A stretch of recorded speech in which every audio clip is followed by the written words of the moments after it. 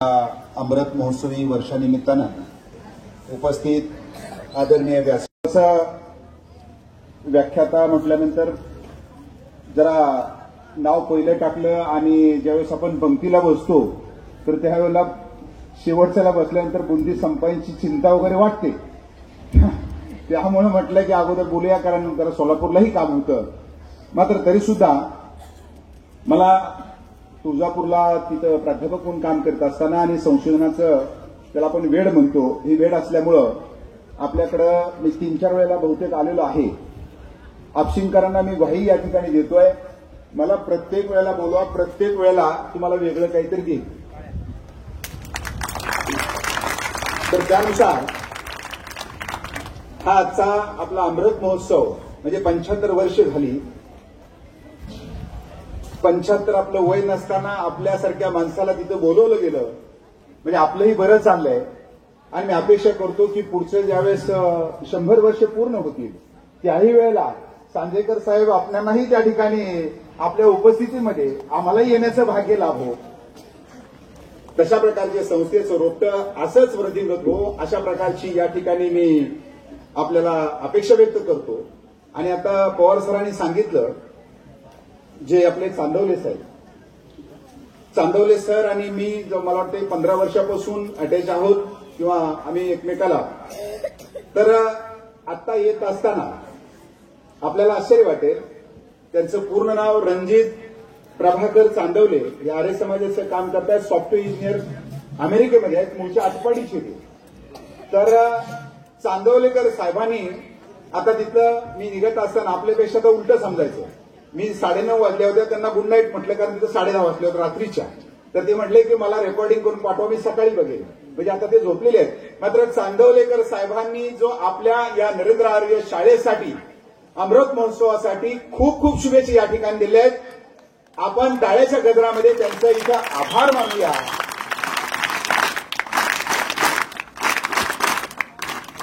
निश्चितच अशा प्रकारची माणसं म्हणजेच एकंदर आपली जी पत्रिका आहे, आपण जी पत्रिका छापली अमेरिकेतल्या व्हॉट्सअप ग्रुपवर कालपासून फिरते, हा एक वेगळेपण आपल्याकडे आहे.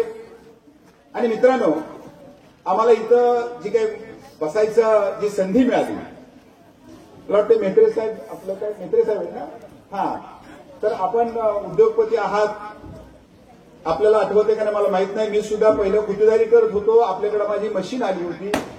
तर मला सांगायचं एवढंच होतं की त्या पैशाच्या श्रीमंतीपेक्षा सरस्वतीची श्रीमंती मोठी असते, आणि म्हणून इथं बसण्याचं भाग्य मला लाभतं. आणि तुळजाभवानीचा अभ्यास करीत असल्यामुळं पुण्यनगरीमध्ये मी जवळपास 87 एपिसोड या असणाऱ्या दिवीवर लिहिलेले आहेत. वर्षभर हैदराबाद मुक्तीसंग्राम लिहिलेला आहे. आणि कहाणी तुळजाभवानी नावाची मालिका जर ऐकली असेल आपण रेडिओला, तर तोच मी प्राणी आहे की त्यांनी लिहिलेले आहे. तर त्यामुळं सरस्वती आणि महालक्ष्मी दोन्ही प्रसन्न असणारा मी भाग्यवान स्वतःला या ठिकाणी समजतो. तर ह्या समजत असताना अपेक्षा निश्चितच आपल्याकडून जास्त असतात की काही बोलावं, वेगळं काहीतरी सांगावं. वेगळं सांगत असताना आपशिंगा म्हटल्यानंतर त्याच्या पुढे जावं असा नेहमी मला एक प्रश्न पडत असतो. आपशिंगा गाव आठवल्याबरोबर माझ्या पुढे 2 आपशिंगा इथे उभा राहतात. पहिलं आपशिंगा जे आहे ते आपलं कांद्याचं आपशिंगा म्हणतो मी त्याला. आपलं आपशिंगा, कांद्याचं आपशिंगा हैदराबाद मुक्तीसंग्रामात तर आहेच, मात्र त्याच्याच आपण सातारा जिल्ह्याच्या कोरेगावमध्ये गेलात तर तिथे एक आपशिंगा आहे. त्या आपशिंगाच्या बोर्डचं नाव किंवा बोर्डवर जर लिहिलेलं काय असेल तर त्याला मिलिटरी आपशिंगा म्हटलं जातं. त्या गावाचं नावच आहे मिलिटरी आपशिंगा. तुम्ही वेशीतून आत गेल्याबरोबर 2 रणगाडे तुमचे स्वागत करतात. म्हणजेच एकंदर अगदी सुभाषचंद्र बोसच्या आझाद हिंद सेनेपासून ती कालच्या कारगिल युद्धापर्यंत प्रत्येक लढाईमध्ये तिथला एक सैनिक शहीद आहे. आणि त्यामुळं त्यांनी मला तिथले जे काही पाटील होते तर ते पाटील म्हणजे मेजर जनरल.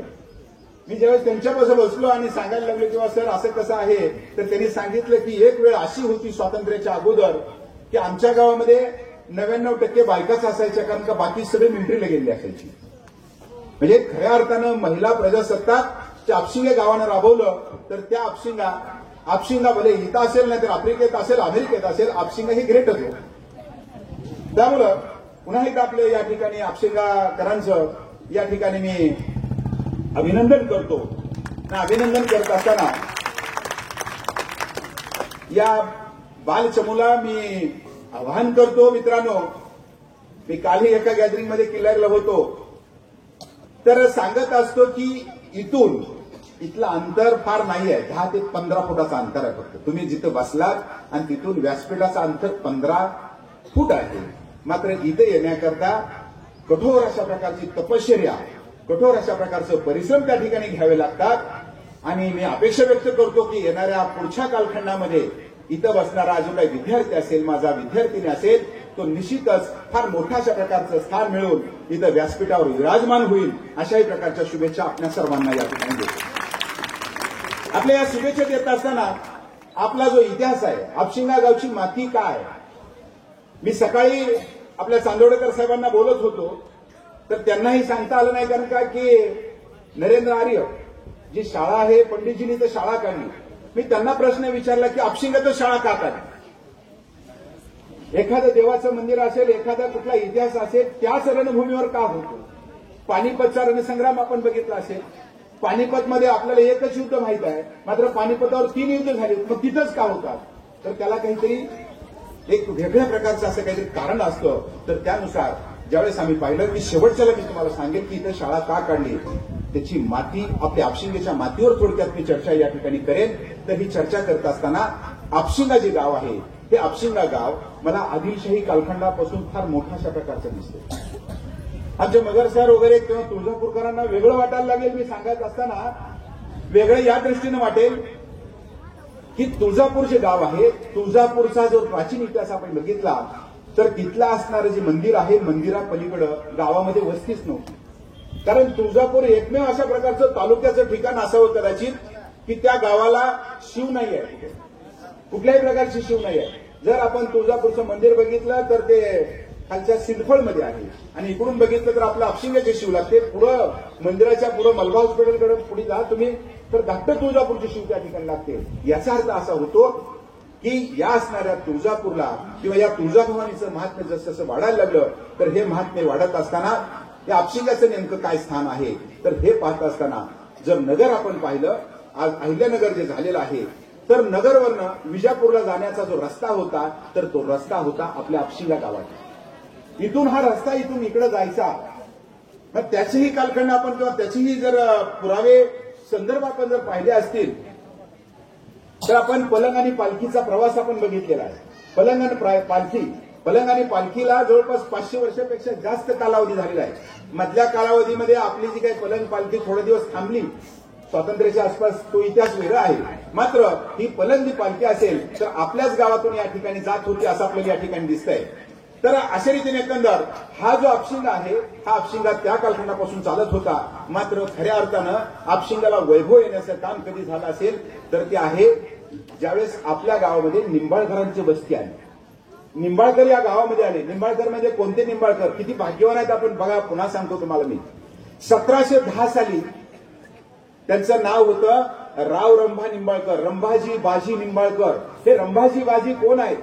शिवरायांच्या जी कन्या आणि छत्रपती संभाजीराजांच्या सख्या बहीण, त्यांचे नातू रंभाजी बाजी निंबाळकर फलटणचे.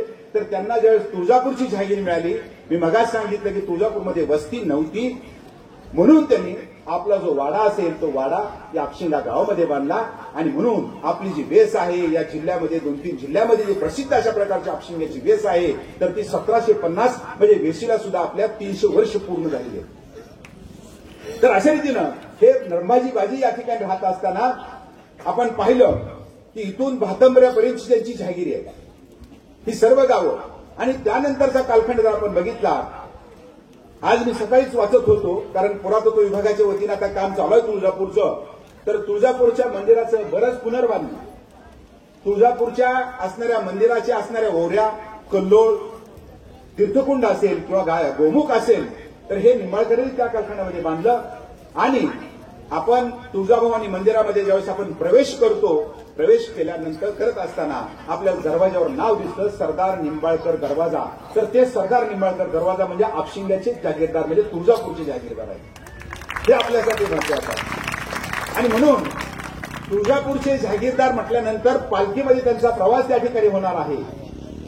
आणि ज्यावेळेस आत्ताच आमचे प्राचार्य बोलत होते की गावची वस्ती मोठी आहे, आम्ही इतिहासामध्ये सोप्या भाषेमध्ये सांगतो की ज्या गावामध्ये 12 बलुतेदाराची वस्ती आहे तर ते जागीरदारीचं गाव असतं. ते कुठले तरी वेगळ्या अशा प्रकारचं कर्तृत्वाचं कार्याचं गाव असतं आणि त्यामुळं त्या गावामध्ये 12 बलुतेदार लोक येत असतात. म्हणून आपशिंगा हे 12 बलुतेदाराच्या पद्धतीनं सुखा समाधानानं नांदलेलं गाव आपल्याला त्या ठिकाणी दिसतंय. तर हे पाहत असताना मग आपल्याला ही निंबाळकर नेमके कोण? पहिल्यांदा सांगितलं तुम्हाला की सखुबाईंचे नातू म्हणजे एकंदर शिवरायांचा थेट वास, शिवरायांच्या घराण्याचे थेट पाऊल त्या आपशिंगा गावाला लागले होते. हाही आपल्यासाठी भाग्याचा क्षण आहे. आणि त्याच्यानंतर त्यांचे असणारे जे दुसरे तिसरे त्यांना रावरंबा प्रत्येकाला जी इथे किताब आहे, रावरंबा निंबाळकरांचे जे चिरंजीव होते त्यांचं नाव होतं महाजी. महाजी निंबाळकरांच्या कालखंडामध्ये खऱ्या अर्थानं आपला जो वाडा असेल त्यांचा निंबाळकरांचा, वेस असेल ती त्यांच्याच कालखंडामध्ये त्या ठिकाणी झाली. आणि त्यानंतर आपल्याला एक कोडं नेहमी पडतं जे निंबाळकरांना मी सांगत असतो नेहमी. त्या निंबाळकरांचं सुद्धा आपण खरं तर आभार मानायला हरकत नाही, ज्यांनी हे जमीन दान देऊन आपल्याला जे काही उपक्रम त्या ठिकाणी केला असेल. तर हे जे निंबाळकर असतील तर त्या महाजींना पुढं अपत्य नव्हतं. त्यांचा जो विवाह, त्यांची जी कन्या होती त्यांचा विवाह कल्याणराव कवडेशी झाला. कल्याणराव कवडे म्हणजे वाशीच्या त्या घराण्यात झाला आणि त्यामुळं यांना आंदण म्हणून आपली जहागिरी त्या ठिकाणी मिळाली आहे. म्हणून सुरुवातीला काही दिवस त्यांचं नाव कवडे होते आणि पुन्हा त्यानंतर ती दत्तक घेऊन त्यांनी पुन्हा निंबाळकर त्या ठिकाणी लागलेला आहे. तर अशा रीतीनं म्हणजे ज्या वेळेला त्यांच्याकडे ही जहागिरी गेली, कवडेकडे जहागिरी गेली, तर कवडेकडे जहागिरी गेल्यानंतर आपला जो काही अंमल आहे, आपली जी काही ताकद त्या ठिकाणी आहे किंवा आपलं वर्चस्व जे होतं त्या तुळजापूरवर हे आपल्याला 1820 पर्यंत चाललेलं तिथे दिसतंय. 1820 पर्यंत म्हणजे तुळजापूरमधलं विधी असेल, तुळजापूरला कुठलाही कार्यक्रम असेल, पालखीत रावरंबा निंबाळकर किंवा निंबाळकर गेल्याशिवाय त्यांनी हात केल्याशिवाय कुठल्याही कार्यक्रमाला सुरुवात होत नव्हती. त्यानंतर आपण जर बघितलं असेल आरे चौक, तुळजापूरमधला जो आरे चौक असेल त्या आरे चौकामध्ये मला वाटतं अध्यक्षांना माहीत असेल कदाचित, आरे चौकामध्ये फार मोठी अशा प्रकारची इमारत होती, त्याचं नाव होतं कल्याण चावडी. ते कल्याण चावडी म्हणजेच आपलीच असणारी आपशिंगकरांची चावडी आहे. आपल्या आपशिंगकरांचीच चावडी होती ती कल्याण चावडी. 3 मजली 200 माणसं खाली उभा राहू शकत होती. म्हणजे आपला जो काही वर्चस्व असेल तर तो वर्चस्व ते तुळजापूरपर्यंत चाललं. आणि तशाच प्रकारे आपण जर बघितलं असेल तर आणखी एक आपल्याला जी गडी दिसते तर ती गडी म्हणजेच इथं असणाऱ्या भातंबरे गावामध्ये सुद्धा आपलीच गडी त्या ठिकाणी आहे, असं इतिहास त्या ठिकाणी सापडतोय. आता त्यानंतरचा कालखंड जर बघितला आपण, हा परिसर खऱ्या अर्थानं समृद्ध मानायला हरकत नाहीये. बाकीचा इतिहास मी सांगत नाहीये. इथंच बाजूला कामठा नावाचं गाव आहे, तिथं दौलतराव देशमुख आणि सुंदराबाईंची जहागीर फार मोठी होती. इथल्या असणाऱ्या सुंदराबाई जे होत्या, बघा मी सांगतो तुम्हाला, स्वातंत्र्यपूर्व कालखंडातली सुंदराबाई, त्या घरामध्ये एक दुःखद घटना घडली. त्यांचे पती आणि मुलगा एकाच दिवशी त्यांचं निधन झालंय. म्हणजे ज्यावेळेस दौलतराव राजे निंबाळकरांचे पाहुणे धाराशिवचे त्यांचं तिथं निधन झालं, त्यांचं प्रेत येत असताना किंवा वेशीत आणल्याबरोबर तिथले जे गावचे त्यांचा मुलगा आहे त्यांना एवढा धक्का बसला की जागेवर त्यांनी जीव सोडला. त्यामुळे घरातले दोन्ही करते पुरुष निघून गेले, दौलतराव आणि त्यांचा मुलगा. त्यामुळं त्या गडीची जी काही किंवा त्या असणाऱ्या जहागिरीची जी काही व्यवस्था होती त्या अंगावर जबाबदारी पडली सुंदराबाईच्या. सुंदराबाई त्या कालखंडामध्ये आपण म्हणतो ना रजाकार होते, हे होते, तर पालखीत बसून सारा भरण्याकरता गुलबर्ग्याला जात होत्या. आणि कुठंच मला महाराष्ट्रात पाहायला मिळालं नाही, ते कामठ्याच्या घडीमध्ये मला पाहायला मिळतंय. त्या देशमुखांना फाशी देण्याचा अधिकार होता. आज सुद्धा फाशीचा काम त्या कोपऱ्यातला जो काही बुरुज आहे त्याच्यामध्ये आजही शिल्लक आहे. म्हणजे असा समृद्ध अशा प्रकारचा जो वारसा होता त्या वारसा ह्या गावाला मिळालेला आहे. आणि हा वारसा जपत असताना पुन्हा आपण थोडक्यात पुढे येऊया. ज्यावेळेस आपण बघितलं की 1724 साली हैदराबाद या ठिकाणी निजामाची सत्ता आली आणि निजामाच्या सत्तेच्या वेळेला आपशिंगा गाव सुद्धा तशाच रीतीने एकंदर समृद्ध अशा प्रकारचं गाव, सत्ताधारी गाव म्हणून निजामाच्याही कारकिर्दीमध्ये त्या ठिकाणी होतं. तुळजापूरच्याही अगोदर इथं आउटपोस्ट होतं, पोलिसांचं आउटपोस्ट या गावामध्ये होतं. आणि त्याचबरोबर आपल्याला आणखी एक जर मी रस्त्याचं उदाहरण तुम्हाला दिलं, जर नगरहून तुम्हाला इकडे जायचंय तुळजापूरला, विजापूरला, तर आपल्या इथून कसं जावं लागत होतं.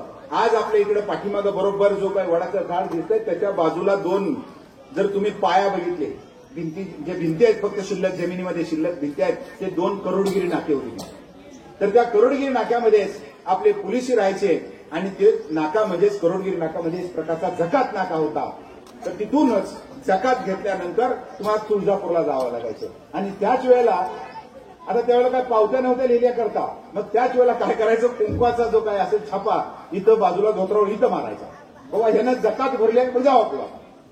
त्याचे 2 फायदे व्हायचे, एक जकातीची ती पावती आणि दुसरा फायदा व्हायचा की बाबा परत जात असताना जी काही चोर असतील, लुटारू असतील, त्यांना वाटायचं की बाबा हा तुळजापूरहून आलाय, आपण ह्याला लुटायला नको. तर हा जो प्रकार होता तो त्या कालखंडामध्ये चालताना आपल्याला दिसतोय. तर तशा रीतीने एकंदर आपलं जे तुळजापूर आहे किंवा जे असणार आपशिंग असेल, त्या आपशिंगाची जी काही वाटचाल चालत होती आणि त्यानंतरचा पुढचा टप्पा आपण बघितला. म्हणजे तुमच्या पुढे फक्त आम्ही वेगळं उलगडून दाखवतो, तुम्हाला सगळंच माहिती असतं, फक्त आम्ही त्याला रंग देतोय. तर हा रंग देत असताना आपण इथून चालायला लागलो. आजच्यासारखं काय अशी गाडी वगैरे नव्हती, पायवाट असायची. आणि आपण टाटा इन्स्टिट्यूटच्या बाजूला जर गेलो, की तळा आहे मोठं रामदारा तलाव, इतिहासात घुसलो की काय फार पलीकडे मी जाईल. रामदारा तलावाला 2,70,000 रुपये खर्च आला. 1905 साली दुष्काळ पडला होता म्हणून रामदारा तलाव खोदला आणि त्याचबरोबर घाट तयार केला निजामाने. असू देते. तर त्यावेळेला आपण बघितलं की हा जो रामदारा तलावामध्ये तुम्ही उतरायला लागलात ना, तिथं 5 पायरी म्हणून एक माहित आहे ना, 5 पायरी. कुणी जर जुन्या काळात उतरला असेल, 5 पायऱ्या त्या 5 पायऱ्या म्हणजेच आपण खाली उतरायचं आणि पुन्हा पुढे जायचं. मग आम्ही रामवर्धानीकडे जाऊ आणि मग तुळजापूरमध्ये त्या ठिकाणी प्रवेश करतो. तर अशा रीतीनं म्हणजेच एकंदर तुळजापूरची पावती आपशिंगाची पावती फाडल्याशिवाय तुम्हाला तुळजापूरमध्ये प्रवेश नव्हता. हे वेगळेपण आहे. मग ते पुढचा जो टप्पा आपण घेतला की इथं हळूहळू करून आउटपोस्ट आली, करोडगिरी नाके आले. निजामाच्या बाबतीत बोलत असताना माझ्यावर काही वेळेला टीका होते, कारण आम्हाला काही देणं घेणं नसतं. आम्ही इतिहास मांडत असताना जसा आहे तसा मांडतो. म्हणजे ह्या आपलाय म्हणून त्याच्यावर अन्याय नको, किंवा आपलाय म्हणून त्याला थोडंसं जास्त वाढायचं. इतिहासाच्या माणसाला वाढायला लावू नका. इतिहासाच्या माणसाला जर वाढपी म्हणून दिलं ना, तो आपलाय म्हणून जास्त वाढणार नाही. बिलकुल सगळ्या याला दिलं तेवढंच आम्ही देणार. तर तशा रीतीने एकंदर ज्यावेळेस आम्ही बघितलं की निजामाचा कारकीर्द बघितली आपण, तर ती 1946 पर्यंत निजामाची कारकीर्द आपल्या दुर्दैवानं चांगली म्हणावं लागते. कारण का की त्यांच्या कालखंडामध्ये सारा असेल, सर्व काही महसूल असेल ते व्यवस्थित चालायचा. मात्र त्यानंतर 1946ला इत्यादी मुसलमीन नावाची संघटना पुढे आली. त्यातल्या त्यात रझाकार नावाची त्यांची उपशाखा जी होती, तर ती उपशाखा पुढे आल्यानंतर त्याचं नेतृत्व कासिम रजवी यांनी केलं. कासिम रजवी, सर्वांना कासिम रजवी म्हटल्यानंतर तुम्ही 2 मिनिटात सांगाल, पण कासिम रजवी आज कुठं राहतात, त्यांचे नातू कुठं आहेत याचा सुद्धा शोध घेतला. कासिम रजवीची नात सध्या पाकिस्तानच्या खासदार आहे. म्हणजे अशा रीतीने एकंदर शेवट करायचा हा आम्हाला सवय लागली. तर हे जे कासिम रजवी होते त्यांच्या नेतृत्वाखाली ज्यावेळेला हा लढा सुरू झाला रझाकारांचा, तर आपल्या इथं सुद्धा ज्या ज्या ठिकाणी टोल नाके आले, करोडगिरी नाके आले, त्या ठिकाणी पोलिसाच्या सोबत हे जे रझाकार आले. आता रझाकार म्हटल्यानंतर काय याचा सुद्धा अर्थ बघितला मी. ज्यावेळेस मी आदरणीय निलंगेकर साहेब, शिवाजीराव पाटील निलंगेकर माजी मुख्यमंत्री होते, फार अभ्यासू व्यक्तिमत्व, मला व्याख्यानाला बोलवलं होतं आणि बोलवल्यानंतर मी रझाकार या शब्दाचा अर्थ सांगितला. अनेकांनी तो अभ्यास केला. शब्दाचा अर्थ होतो स्वयंसेवक. त्याचा अर्थ होतो स्वयंसेवक, व्हॉलेंटियर. व्हॉलेंटियरचा अर्थ काय होतो, आपल्या लग्नामध्ये नाही का वाढते असतात किंवा वेगवेगळ्या प्रकारची कामं मुलं करतात, त्यांना आपण म्हणतो स्वयंसेवक. तर तसं एकंदर मुस्लिमाचं उत्थापन करण्याकरता, चांगलं काम करण्याकरता जी संघटना स्थापन झाली त्याला आपण म्हणतो रझाकार. मात्र चांगलं काम करत असताना जशी काही वाटली गोंधळ घालतात, तसंच या रझाकारांनी काय केलं, गोंधळ घालायला सुरुवात केली. आणि गोंधळ घालून त्यांनी निजामालाही न विचारता प्रचंड अशा प्रकारच्या हालचाली इथं सुरू केल्या. आणि हालचाली सुरू करत असताना आपल्या लोकांवर अन्याय अत्याचाराची परिसीमा या ठिकाणी गाठायला सुरुवात. पोलीस त्यांचे म्हणजे खऱ्या अर्थानं जे बीडचं वातावरण बघितलं ते आपशिंगामध्ये 76 वर्षापूर्वी होतं. कुणी कोणाला विचारायचं. सकाळची मला काही रिपोर्ट सापडले, सकाळच्या वेळेला इथं बसलेले असायचे रझाकार आणि बसल्यानंतर त्यांना वाटलं की आज मटण खायचं झालं, ते एखादी शिळी 2 घ्या 3 घ्या, कोण विचारतं त्यांना. अहो त्यावेळेला एखादी शिळी, एखाद्या आपल्याला माहित असेल ज्यांना 72चा दुष्काळ आठवतंय, एखाद्या चिमटभर जर पीठ सांडलं, 2-4 ज्वारीचे ही जर सांडले तर आपण तुळतुळ करायचा जीव. अशा वेळेला मन मानेल तशा प्रकारे वागण्याचं काम या रझाकारांनी या ठिकाणी केलं. आता रझाकार संघटना वाढत असताना आपल्याला माहित आहे की या चांदोले साहेबांशी बोलत असताना किंवा इतिहास देत असताना मी सुद्धा त्यांना सांगितलं की मला सुद्धा वाटतंय की मी थोडंसं दोषी आहे. तर त्याचं कारण असं आहे की हा हैदराबाद मुक्ती संग्राम लढण्याकरता स्टेट काँग्रेसनं भरपूर काम केलं, किसान दलानं भरपूर काम केलं, मात्र खऱ्या अर्थानं महत्वपूर्ण काम कुणी केलं असेल तर ते आर्य समाजानं काम केलं. म्हणजे त्याच्यामध्ये पुल्लिंग पेटवण्याचं खरं काम केलं असेल. कारण का तो इतिहास आपल्याला शिकवला जात नाहीये. हा इतिहासच शिकवला जात नाही. उत्तर भारतातून आलेली ही जी काही लोकं होती 1834 साली धारूर या ठिकाणी पहिल्यांदा आर्य समाजाची शाखा स्थापन झाली आणि त्याच्या हळूहळू करून संघटना आपल्या सर्वत्र वाढत गेल्या. आपल्याही गावामध्ये ती चळवळ उभा राहिली आणि ही चळवळ उभा राहिल्यानंतर आर्य समाजाचं मला सांगा की प्रपंच सोडून उत्तर भारतातून आपल्या परिसरामध्ये आलेली ही लोकं होती. तर यांचं वर्चस्व किंवा यांचं वागणं जर आपण बघितलं, आपण आज म्हणतो की काय करू, कुठं जाऊ, बाहेर जाऊ का नको, मात्र ज्यावेळेस ती बोलायला उभा राहायची आर्य समाजाची लोक तर ती म्हणायची शिळी होऊन जगण्यापेक्षा वाघ होऊन आजच्या दिवस एक दिवस वाघ होऊन मरावं. आणि म्हणून ते तलवार घ्यायचे, डोक्यामध्ये मारायचे, रक्ताचा सडा ज्यावेळेस असेल पब्लिकवर त्या ठिकाणी फेकायचे, म्हणायचे या भारत मातेसाठी आपण तुम्ही सज्ज झाला. आणि एवढा अशा प्रकारचं काम या आर्य समाजाने त्या ठिकाणी केलं. आणि हे काम करत असताना आपल्या इथला एक रणसंग्राम मी या ठिकाणी सांगतोय. हा रणसंग्राम सांगत असताना आपल्याही गावामध्ये मी आत्ताच मला भोसले साहेबांनी सांगितलं की बरेच होते, परंतु त्याच्यामध्ये सुद्धा मी ज्यावेळेस आम्ही काही घटना पाहतो अगदी खोलात, जसं आता सांगितलं कासिम रईचा शेवट करून टाकायचा.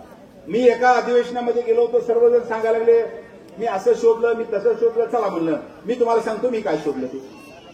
छत्रपती शिवाजी महाराज सर्वांनाच माहित आहेत. शिवरायांचे वारसदारात आपल्याला माहित आहे कोल्हापूरची गादी आहे, सातारची गादी आहे. मग तुम्हाला प्रश्न पडला पाहिजे की अफजल खानाची बी गादी, अफजल खानाचा वारसदार असला पाहिजे का नको तिथं. मग सगळे चेहरे बारीक झाले. मी म्हणलं चला पुढचं देतो. अफजल खानाच्या वारसदाराला म्हणलं या इकडं, ते अफजल खानाचे वारसदार थेट लोकांमध्ये देऊन टाकले. तर अशा रीतीने एकंदर शेवट करणं. आणि म्हणून मी आपल्या आपशिंग्याचा जो काही रणसंग्राम होता त्या आपशिंगामध्ये जे काही घटना घडल्या तर त्या घटना पाहत असताना आपल्या इथले शेवटचे जे कलेक्टर होते बघा, तुम्हाला 1948 चे माझ्याकडे कलेक्टर आहेत. तुळजापूरच्या तहसीलदाराचं नाव होतं कादरी. 1948ला इथले पोलीस इन्स्पेक्टर होते अब्दुल गफूर. आणि त्यावेळेचे जे काही आपले त्याला हे म्हणायचं काय म्हणतो आपण कलेक्टर, अप्पर तहसीलदार त्याला नाव होतं, तर त्यांचं नाव होतं मोहम्मद हैदर. आणि आपले एसपी जे होते त्यांचं नाव होतं अबुल हसन. तर त्या मोहम्मद हैदर साहेबांनी जी आपली डायरी लिहिली आहे त्या कालखंडामध्ये डायरी त्या असणाऱ्या अबुल हसन, जसा आता आपण बघितलं ना अमेरिकेतून आपल्याला संदेश मिळालाय, त्याची पूर्ण आवृत्ती मी तुम्हाला सांगतो की मोहम्मद हैदरचा जो मुलगा होता तर तो मोहम्मद हैदरचा मुलगा युनोमध्ये फूड सल्लागार होता युनोमध्ये. तर त्यांच्या ज्यावेळेस मी कॉन्टॅक्टमध्ये आलो आणि त्यांच्याकडून त्यांची डेली डायरी मागून घेतली. मिनिट टू मिनिट सकाळी 9 वाजता मी इथून निघालो, त्या गावाला तेवढ्या वाजता पोहोचलो. तारीख वार वेळ लिहिलेली आहे त्याच्यामध्ये. आणि त्याच्यामध्ये आपशिंग याचा उल्लेख आपल्या तब्बल 8 वेळा आलेला आहे त्यांच्या डायरीमध्ये शेवटच्या कलेक्टरच्या. तर हा आपशिंग्याचा उल्लेख पाहत असताना इथं 2 घटना मी तुम्हाला सांगतोय. आपशिंग्यामध्ये नुसती आपल्या जे काही स्वातंत्र्य सैनिक त्यांना मारले एवढ्यापुरतं नाही आहे. 22 ते 24 जून 1948ला सलग 2 दिवस 22 जून ते 24 जून 1948ला सलग 2 दिवस पोलीस आणि रझाकार पूर्णपणे आपलं रेकॉर्डला जरी नसलं गावातल्या प्रत्येक माणसाला दिसल त्याला झोडपून काढण्याचं लुटण्याचं काम 2 दिवस चाललेलं आहे. 2 दिवस. त्याची नावं सुद्धा आहेत, भरपूर नावं माझ्याकडे आहेत त्याची. त्यानंतर ज्यावेळेस मी पाहिलं की लोक अडवायला आली, आपल्या गौडगावचा कॅम्प बाजूला इथं आहे, तर गौडगावच्या लोकांना किंवा या स्वातंत्र्य सैनिकाला आपण आश्रय दिला म्हणून आपण काय केलंय 24 जून तारीख मला माहित नाही आपल्या ह्याच्यावर आहे का नाही त्या स्मारकावर, मात्र ती तारीख आपली 24 जून 1948. त्या दिवशी अक्षरशः ताणून गोळ्या त्या ठिकाणी त्यांना घातण्यात आल्या. आपल्या लोकांना तिथं गोळ्या घालण्यात आल्या. आता हे झालं आपल्याकडं. त्याचा रझाकाराचं नाव सुद्धा माझ्याकडे. कोणता रझाकार होता त्याचं नाव होतं मोहम्मद खान. तो रझाकार त्या कालखंडामध्ये होता. तर हा रझाकार पाहत असताना आता इथं सापडतंय ढेकरीचं नावच कुठं नाही आहे. स्वातंत्र्य संग्रामामध्ये ढेकरीचं नावच नाही आहे. मात्र तिथं सुद्धा 26 एप्रिलला म्हणजे इथून लोक तिकडे गेले, जवळपास 150 लोक होते. त्याच्यामध्ये 2 लोकांना रस्त्यावर उभा करून जीवन जाळलं. त्याच्यामध्ये एक बाई होती. एक स्त्री होती, अक्षरशः तिच्यावर रॉकेट टाकून भर रस्त्यात त्या कारखान्यामध्ये जाळण्यात आलाय. तर तोही उल्लेख त्यांच्या याच्यामध्ये आपल्याला सापडतोय. तर अशा रीतीनं हा उल्लेख सापडत असताना एक जी आपल्यासाठी महत्वाची घटना इथं पाहायची होती. मला आपल्या जी काही तरुण मंडळी माझ्या संपर्कात आहेत त्या आपल्या मुलांनी मला सांगितलं की सर आपलं अमृत महोत्सव याचा हैदराबाद मुक्तीसंग्रामाला साजरा करायचा आहे आणि पाठीमागची जी समाधी आहे वर्तकांची समाधी त्यांचा मला फोटो पाहिजे.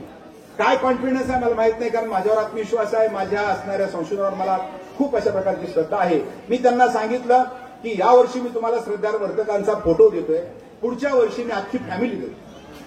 आणि म्हणून मी ज्या वेळेला माझा एक लेख पेपरला दर बुधवारी माझी लेखमाला असते, तर त्या लेखमालेमध्ये एक लेख लिहिला होता मी. तर त्या लेखामध्ये म्हणजे त्याच्यामध्ये हेच रजाकार पोलीस ऍक्शन हेच लिहिलं होतं, निजाम रजाकार आणि पोलीस ऍक्शन. तो लेख एवढा व्हायरल झाला, 2-2.5 कोटी लोकांपर्यंत गेला, अगदी परदेशामध्ये गेला. आणि हा लेख परदेशामध्ये गेल्यानंतर मला एक दिवस फोन आला बेंगलोरवरनं फोन आला आणि त्यांनी सांगितलं की कदम सर हो मी बोलतोय. तर म्हणले तुम्हाला हा इतिहास कसा माहिती आहे? म्हणलं माझा अभ्यासच आहे, मी राहतोय तुळजापूरला, मी अभ्यास करतोय याच्यावर. तर त्यांना म्हटला तुम्हाला आश्चर्य वाटेल, मी तोच श्रीधर वर्तक आहे. म्हणजे आपल्या इथं ज्यांचं बलिदान दिलं त्याचं नातू आणि त्यांचंही नाव श्रीधर वर्तक.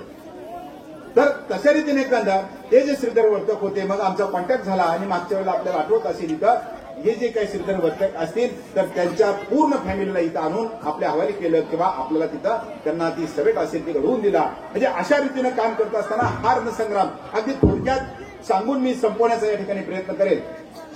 आत्ताच मला वाटतं कुणीतरी तिथं हॉलमध्ये बसल्यानंतर मला विचारलं की सर्वच ठिकाणी मराठवाडा आहे, आता निजाम संस्थान म्हणजे काय?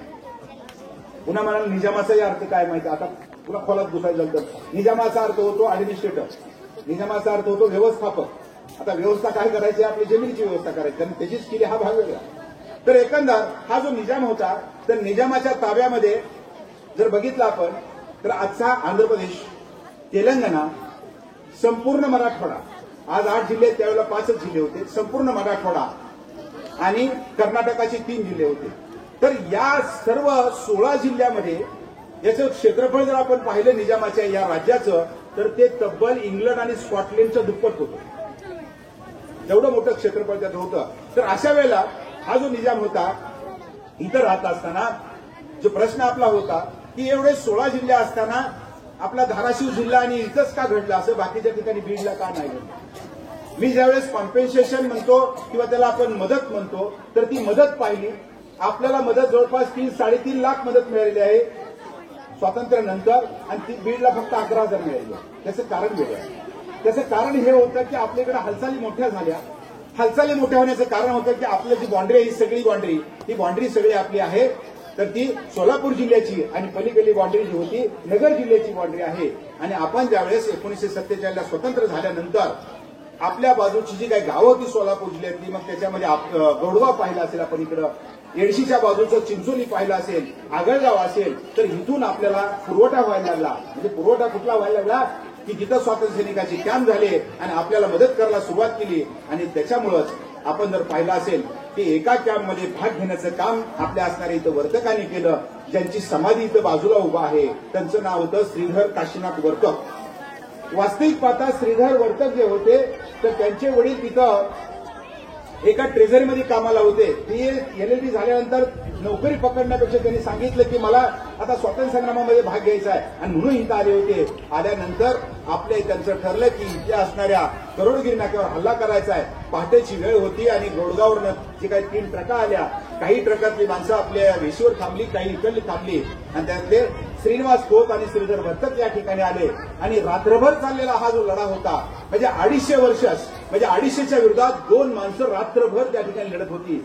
अशा वेळेला इथून कदाचित आपण त्या पवित्र भूमीवर बसलेला असू, आपल्या बाजूलाच तो काय असणारे करोडगिरी नाका आहे, तिथून ही लढत लोक पुढच्या बाजूला गेली. सकाळची वेळ होती.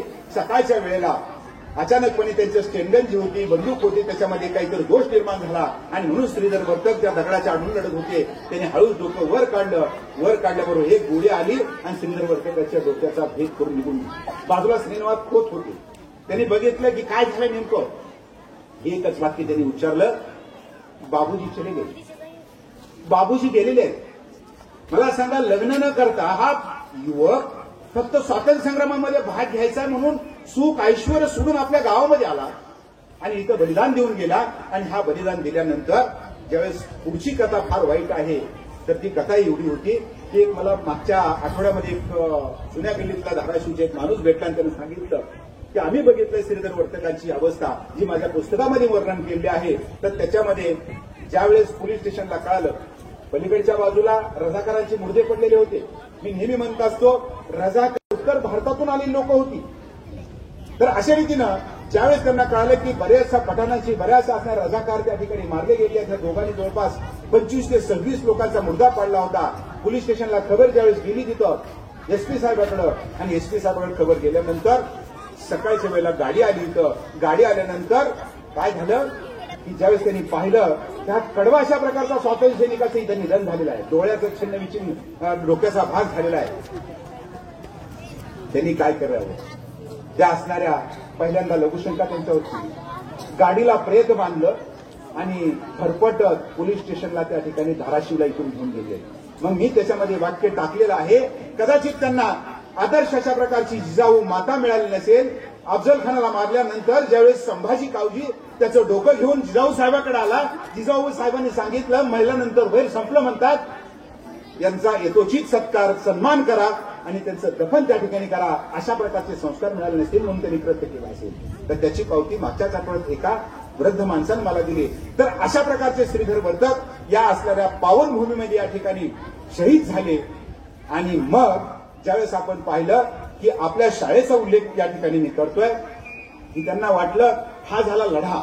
हा लढा होत असताना या आर्य समाजाचं काम किंवा स्वातंत्र्य संग्रामाचे अपत्य म्हणून आपल्या मी शाळेकडे पाहतो. जर स्वातंत्र्य संग्राम घडलाच नसता तर सोलापूरचं दयानंद कॉलेज तुम्हाला दिसलं नसतं. सोलापूरचं दयानंद कॉलेज म्हणजेच त्याच उत्तर भारतातली आज सुद्धा संस्था, तिथले उत्तर भारतातला प्रशासकीय अधिकारी येतो. लोकलची बॉडी नाही आहे, लोकलची बॉडी नाही, तिथला अधिकारी येतो आणि तिथं स्वतः पैसे अगोदर देऊन टाकतो आणि तिथंच त्या रूममध्ये राहतो. आपला कार्यकाल संपला की तो निघून जातो. तर तसंच जसं आहे तसंच इथं असणाऱ्या यांनाही वाटले बाबूजींना की आपणही या ठिकाणी करावं.